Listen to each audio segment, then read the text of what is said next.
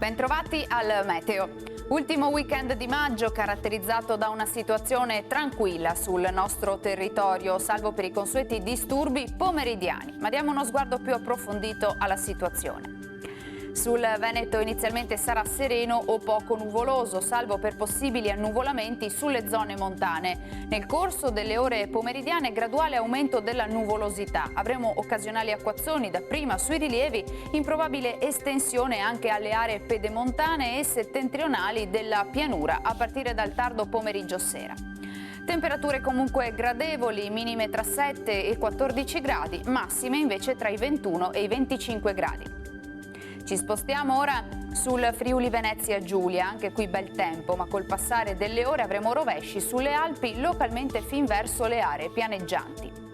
Temperature minime tra 12 e 14 gradi, massime sui 21-23 gradi. Infine uno sguardo alla situazione del Trentino Alto Adige, ampio soleggiamento al mattino, a seguire occasionali temporali sparsi. Temperature minime intorno ai 7-9 gradi, massime infine sui 24 gradi all'incirca. Dal Meteo di Antenna 3 per ora è tutto, grazie per l'attenzione e arrivederci.